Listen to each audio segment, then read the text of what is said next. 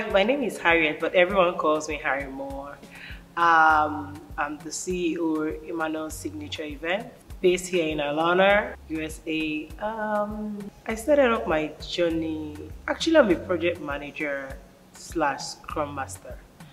I've done that for quite some time before I decided to move fully into event planning. Event planning is something that I've always done as leisure. I enjoy parties. I enjoy planning events. I love to see people happy. So whenever my friends have anything to celebrate, I easily hop at it to help them do the planning, the organization. Most times we move to their styling, from styling to their actual event. I love to do, I enjoy doing it. And I know sometimes I've had my friends reach out to me and say, oh Harriet, why don't you start this as a business? I'm like, no, I don't see myself doing that as a business because it's something I love to do. It gives me joy, I enjoy doing it, but I've never seen myself going to event planning fully as a business. And I already work as a project manager until I was doing my 21 days fast, and the prayer I had clearly, like a revelation, I had clearly saying, it's time to turn my passion into resources. So I said, okay, when I woke up, I wrote it down. I'm like, okay, it's time to turn my passion into resources. I didn't really understand what that meant, but I continued my fasting while I continued praying. So everything just happened like a flash. Then he reminded me of my bishop, Bishop Oyedepo, when he was telling us about Covenant University and how it came to be, how God showed him the school, the model, how it will be run and everything. I had that similar experience with Emmanuel Signature, because each time I prayed, I had a revelation of what to do, what to expect. So I started putting it down and writing, and each time we had, because I'm an NSPPD, and each time we had like an SPPD, Pastor Jerry will say something that I have seen in the revelation. So it was just like my confirmation was coming constantly from Pastor Jerry's prayers. So that was it. So I started writing it down. After I called my pastors and I said, okay, this is where I am, this is the vision I got, I started praying, and they joined me too in prayer. That was how the name Emmanuel was actually birthed. So you see, Emmanuel actually, we all know the meaning. I'm a Christian, it means God is with us. So the name actually came from those encounters, and that was how Emmanuel's Signature came to be. While I work, I have fun. That's how Emmanuel's Signature came to be.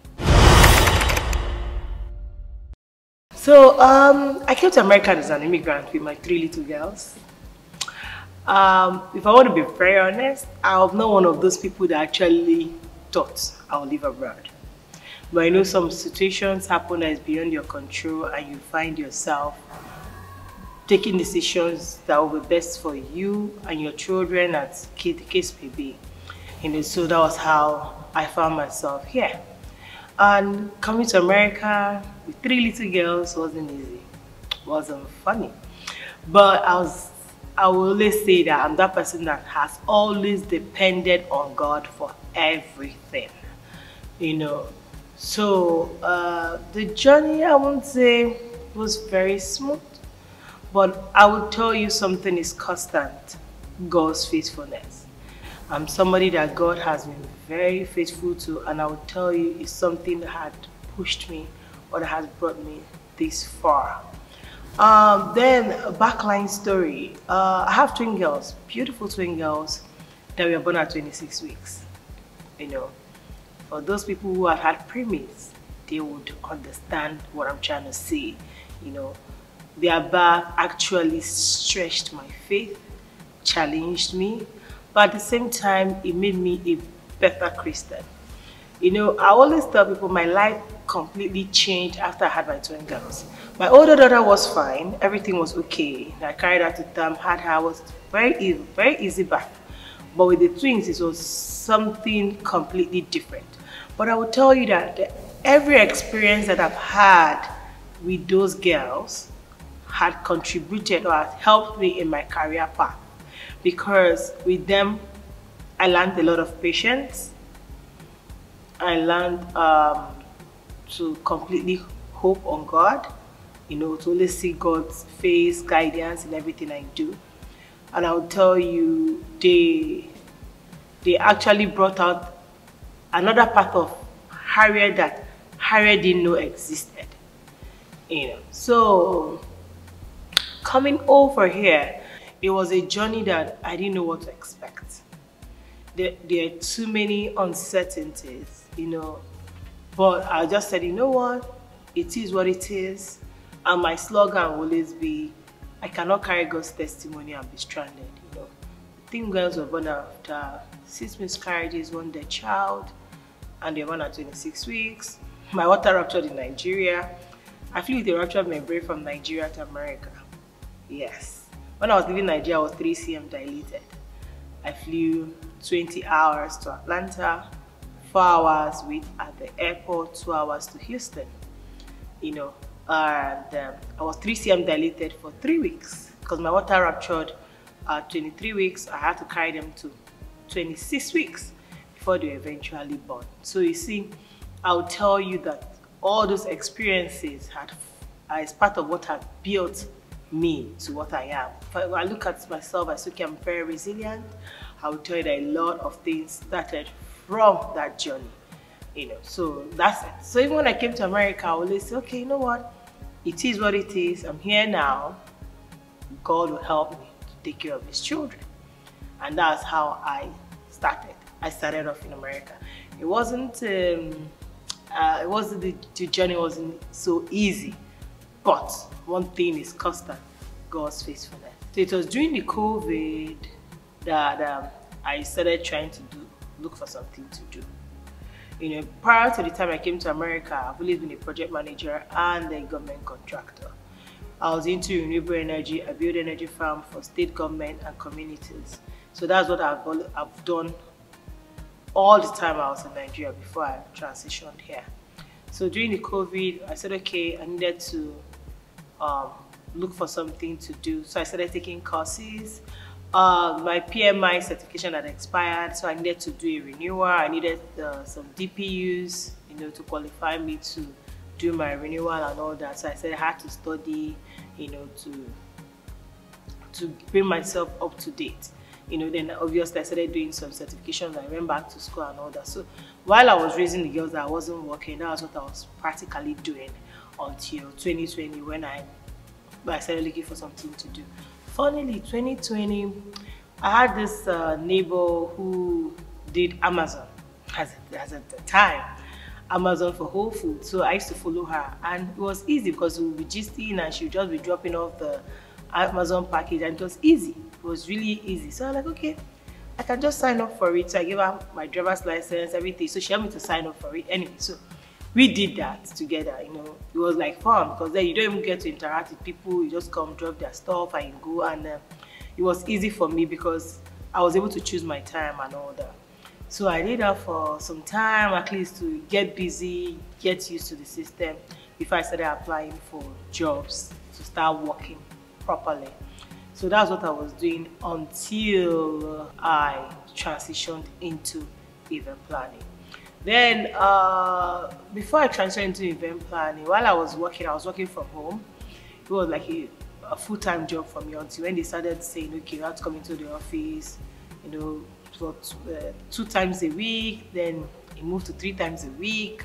I knew I wouldn't be able to meet up because of the girls and everything. So I had to just quit to focus on my business. So that's it. So that's how I went into the event planning fully. I've had a couple of events, but I would say there is one that was so taxing and demanding. This particular event was outside America.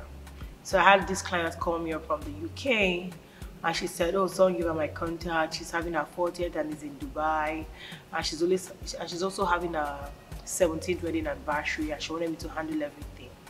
So I actually handled from her styling to her event. It was a 3-day event, right?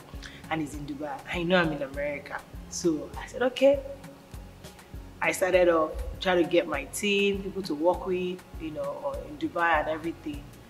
It was a bit challenging because most of the vendors I worked with were based on referrals, I had lots and lots of Zoom meetings to make sure everything was okay. And at the end of the day, the event turned out very nice, very beautiful, and I had lots of recommendations from that particular party. So, Emmanuel's signature event, at Emmanuel's signature event, we are driven by excellence. We pride ourselves in our integrity to deliver exceptional value to our clients. Like I said before, it's beyond making money for me, it's passion. So my clients, the end result and how satisfied my clients feel after their event is paramount to me before anything. You know, I'm very big on self-development, so I always do research, I ask questions. Right now, when it comes to events, we cover all kinds of events, from weddings to parties to baby showers to naming, church events. But I'll say this, so for church events, I plan anything for church free. Yeah, 100% free. Come and reach out to me for your church event, I plan everything for church for free. But apart from that, any other thing, you know, baby christening, anything at all, as long as you're going to have a group of people together, you want to entertain them, you know, you can reach out to us to see what is your proposition. They will know how to work with you, you know. But at the end of the day, we pride ourselves in delivering exceptional value to our clients. And I love what I do. It's passion for me. I would, using myself as an example, I always tell people, be resilient. Have a goal, focus on your goal, don't be distracted. As much as you can, try to have good people around you. It's very important. Very important. I always tell people, one thing that has worked for me as a person is the gift of men. I'm someone that God has really blessed with people. I won't sit here and tell you, oh, I did all by myself. That would be a very big lie. I had pastors who cared so much about me. I had pastors' wives who looked out for me. I had amazing friends turned family. Then I have a couple of relatives, you know. So I always say, pray for gift of men. Pray for the right people. Don't even put your mind on anybody. Don't even say, oh, is this person? Because God can bring anybody as your channel, but not your source. So don't limit yourself by saying, oh, I already know this person, it will be this person. No. When you're doing that, you are limiting yourself. Leave your mind open, but pray. Have a focus, concentrate on it, be resilient. If you understand time and season, nobody will put you under pressure. If you understand, that's what I tell everybody. I even tell my children, if you understand time and season, nobody will put you under pressure. Just know that everything works. Even the Bible says everything works together for good for those that believe and trust in Him. So just be resilient, be prayerful, open up your heart, and pray for the right people. And above all, have spirit of discernment. Don't allow anybody to talk you out of your goal. Don't allow anybody to talk you out of your dream. You know, while you are seeking for advice, because nobody knows it all, still know what you want. And always have the right people. Keep a positive mindset. Anything that is not going to help you to grow, cut it off. Don't dwell in negativity. Just mind your business. Focus on the thing that is paying you. It's just a matter of time. You'll find balance. That's what I tell everybody. You will find balance. Initially, it might look very rough. It might look tough. I have been there. I will not sit here and tell you, oh no, it's all rosy. No. No. I have been there and I'll tell you, it's a process. You know, so just focus on what you are doing. It's a matter of time. You will find balance and you'll be very glad you took those decisions.